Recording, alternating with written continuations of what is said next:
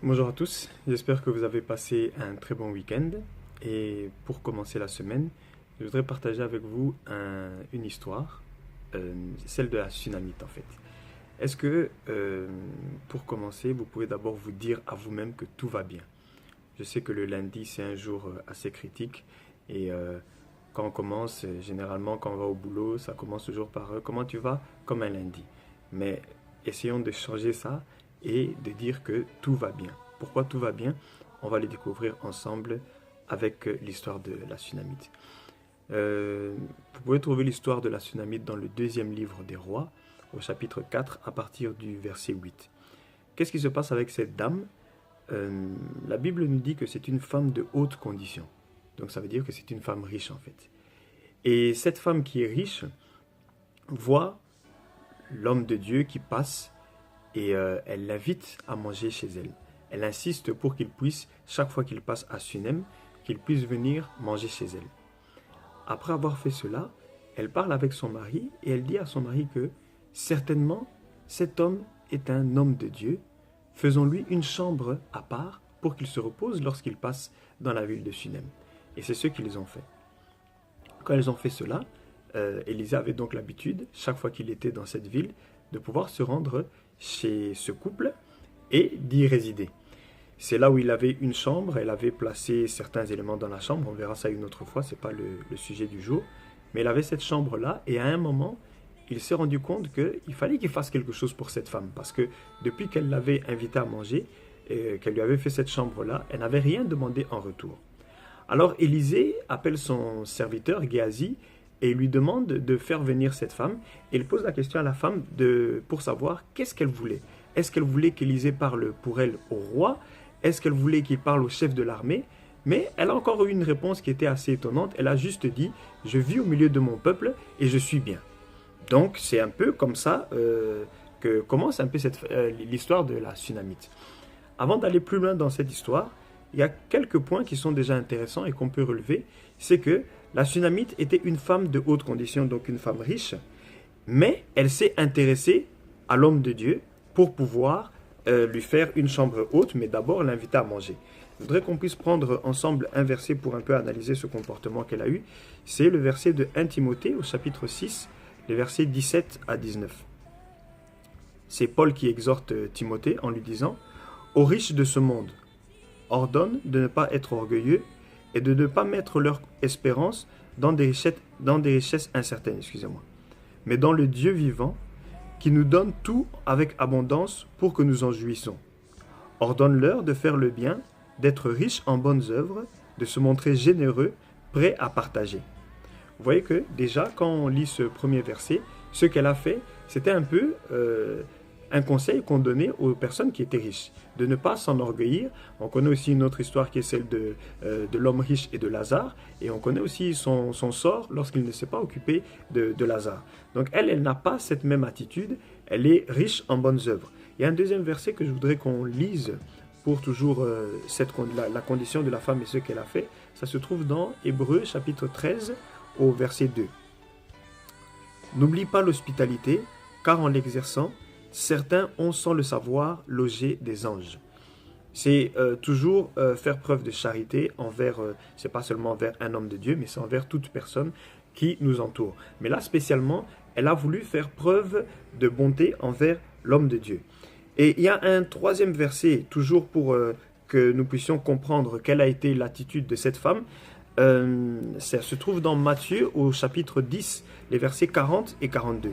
Je lis, « Si quelqu'un vous accueille, c'est moi qui l'accueille, et celui qui m'accueille accueille celui qui m'a envoyé.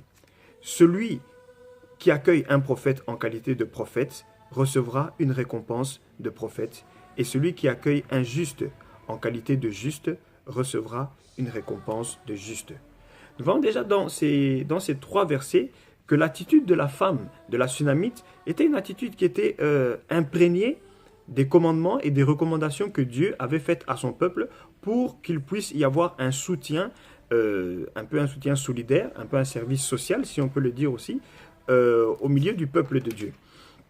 Et là, elle l'a fait et elle a pu recevoir Élisée, lui, faire une chambre dans sa maison. Et c'est là où Élisée a voulu maintenant s'intéresser à la condition de la Sunamite. Il y a un dernier détail que je voulais souligner avec vous, c'est que quand elle l'appelle homme de Dieu, homme, ça vient du mot ish, qui veut dire serviteur. Et quand on a traduit par Dieu, le nom de Dieu qu'elle a utilisé à ce moment-là, c'était Elohim. Elohim, c'est le seul vrai Dieu, le Dieu suprême.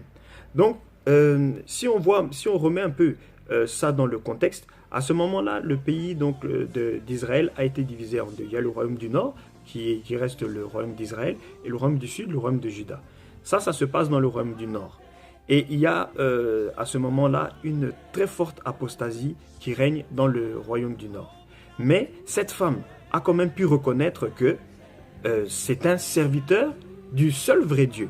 Et quand elle reconnaît ça, elle demande à son mari qu'il puisse l'héberger, qu'il puisse l'accueillir chaque fois qu'il passait dans la ville.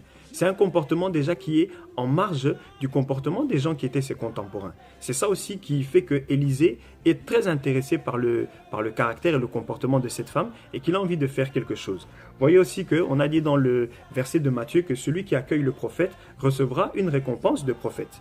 Mais elle ne le sait pas ou elle ne l'a pas exprimé en disant que je voudrais une récompense de prophète.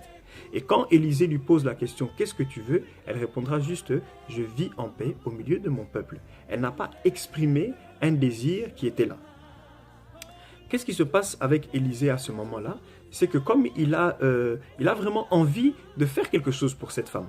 Parce que ce qu'elle a fait, elle l'a fait de manière désintéressée. C'était vraiment, elle avait fait preuve de bonté, elle avait fait preuve de charité, et il a envie de faire quelque chose en retour pour elle.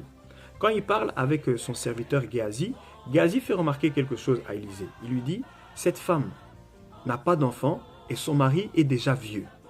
Et quand il dit ça, quand Géasi lui dit ça, là, ça attire l'attention d'Élisée. Il fait revenir la femme et lui dit, la même année, la même période, l'année prochaine, tu embrasseras un enfant. Mais la réponse de la femme est assez étonnante. Elle lui dit, homme de Dieu, ne trompe pas ta servante. Homme de Dieu, je vous ai déjà expliqué ce que ça veut dire, c'est qu'elle est en train de dire serviteur d'Elohim, serviteur du seul vrai Dieu, du Dieu suprême. Ne trompe pas ta servante, c'est la racine de ce mot, c'est kazab. Et kazab, ça veut dire mentir ou décevoir. Donc elle est en train de demander au serviteur de Dieu de ne pas la décevoir dans ce qu'il est en train de dire. Elle n'avait rien demandé, il est venu avec cette parole, mais ne me déçois pas parce que c'est quelque chose qu'elle avait dans son cœur, qu'elle n'avait pas exprimé. Pourquoi? On ne sait pas, mais en tout cas elle avait refusé d'exprimer ce désir. Alors quand lui maintenant il vient rencontrer son désir, elle ne veut pas être déçue et avoir le cœur en peine. L'année s'est écoulée et la femme a eu un enfant, comme le prophète le lui avait promis. L'enfant a grandi, et quand l'enfant a grandi, il était à un moment avec son père dans les champs, et il s'est senti mal. Quand il s'est senti mal, on a demandé qu'on puisse raccompagner l'enfant auprès de sa mère, et l'enfant est décédé.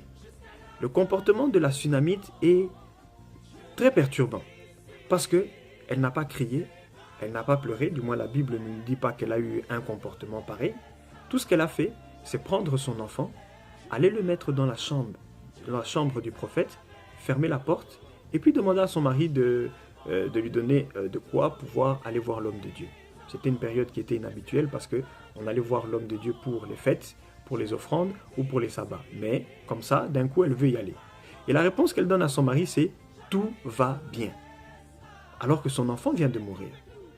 Il y a un autre élément qui est quand même assez frappant, c'est que cette femme est partie mettre l'enfant à l'endroit même, là où elle avait reçu la parole qui dirait qu'elle aurait un enfant.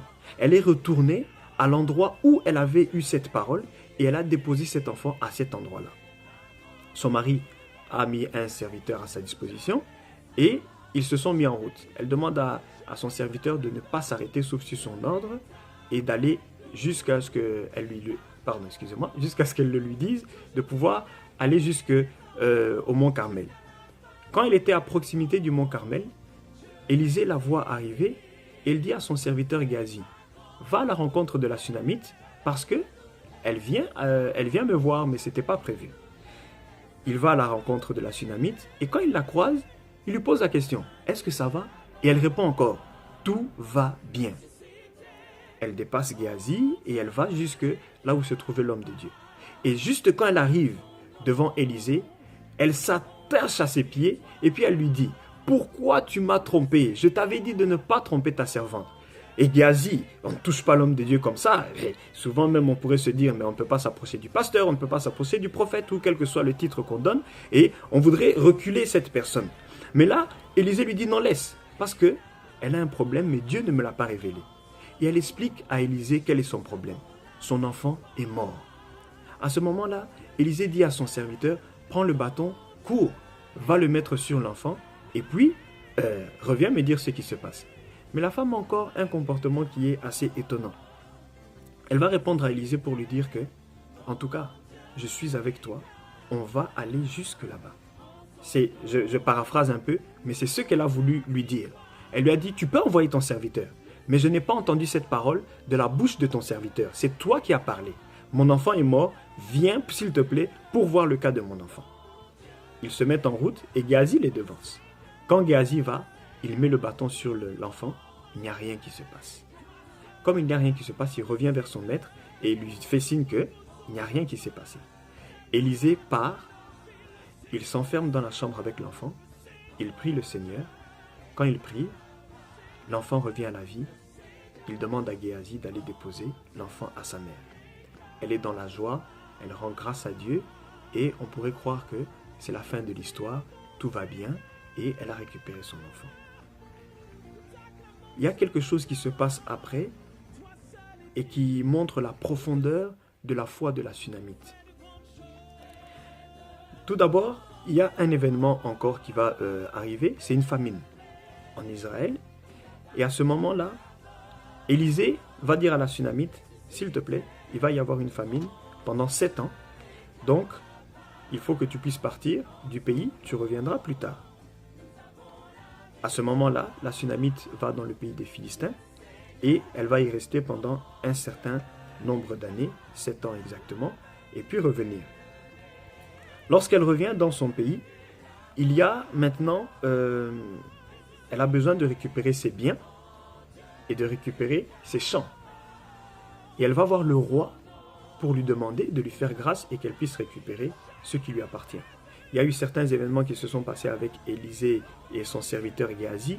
Géasi se trouve maintenant à la cour du roi et il est en train de parler au roi et de lui raconter un peu tout ce que Élisée a fait. Quand il est en train de parler au roi, la Sunamite arrive et il la pointe en disant que « Excellence, votre majesté, c'est la personne dont je vous avais parlé. On a ramené son fils à la vie par Élisée. » Et le roi lui demande de venir et de lui raconter cette histoire. Et lorsqu'elle raconte au roi l'histoire de la résurrection de son enfant, le roi lui met un eunuque à disposition qui devait lui restituer tous ses biens et qui devait lui restituer en plus de tous ses biens le revenu de ses champs pendant les 7 années là où elle avait été absente. Il y a quelque chose qu'on doit comprendre. Est-ce qu'on se souvient de la parole qu'Élisée avait posée, comme la question qu'il avait posée à la Sunamite quand il voulait faire quelque chose pour elle? Il lui a demandé d'abord, est-ce qu'il faut que je parle au roi ou au chef de l'armée? La réponse de la Sunamite, c'était, je vis en paix au milieu de mon peuple. Maintenant, 7 ans après, bon, c'est plus que 7 ans parce que l'enfant avait grandi et puis il y a eu la famine, mais bien des années après, alors qu'elle était partie dans un pays étranger pour se sauver de la famine, elle revient, le roi lui restitue tous ses biens avec les revenus des 7 années. Vous voyez que ce qu'elle avait déclaré avant vient maintenant avoir de l'effet des années après. Elle avait eu confiance en Dieu. Cette confiance l'avait poussée à obéir aux ordonnances, aux préceptes et aux lois de Dieu en pourvoyant aux besoins d'Élisée, en lui faisant une chambre. Et quand elle a fait ça, lorsqu'on lui a demandé « Qu'est-ce que tu veux ?» Elle a d'abord déclaré que je vis en paix au milieu de mon peuple. Avant de dire donne-moi un enfant, donne-moi plus d'argent, donne-moi la sagesse. Elle a juste déclaré qu'elle était en paix. Mais Élisée lui avait demandé est-ce que tu veux que je parle au roi ou au chef de l'armée? Elle n'avait pas dit ça non plus. Mais voilà que des années après, elle peut encore avoir l'accomplissement de cette parole et récupérer tout ce qui lui appartenait. Est-ce que nous comprenons que souvent dans nos vies, on peut être confronté à des problèmes, à des soucis? Mais on doit être capable d'être appuyé et d'être affermi dans la parole que Dieu a donnée. Elle a reçu le prophète en sa qualité de prophète. Elle a eu une récompense de prophète. La récompense du prophète, ce n'était pas seulement l'enfant. L'enfant, c'était le désir de son cœur, un désir caché. Et Dieu qui connaît le désir du cœur est capable de l'amener à la réalisation. L'espérance dans les choses, la démonstration des choses qui n'existent pas. Mais maintenant, il y a quelque chose d'autre. La récompense du prophète a fait que cette femme a pu être avertie d'une famine. Les autres n'ont pas été avertis. On l'a avertie de la famine, on l'a avertie de la durée de la famine, et elle avait un lieu là où elle a pu aller pour survivre à cette famine. Quand elle survit à la famine, elle revient et tout ce qui lui appartenait lui a été restitué, avec des revenus pour quelque chose dont elle n'a pas travaillé. Nous voyons encore que c'est une application de la foi en Dieu. Lorsque nous croyons en Dieu, lorsque nous avons notre confiance en Dieu, lorsque nous obéissons à ses lois et à ses ordonnances, lorsque nous pouvons faire des actes de charité, des actes qui sont d'amour et qui sont donc totalement désintéressés d'un retour, c'est là où Dieu peut déployer sa puissance et là où il peut prendre soin de nous. J'espère en tout cas que cette histoire vous a fortifié. J'espère que vous avez pu en tirer quelque chose. Si c'est le cas, partagez-la autour de vous. Rejoignez-nous aussi demain pour une nouvelle parole sur notre page La Lumière du Monde.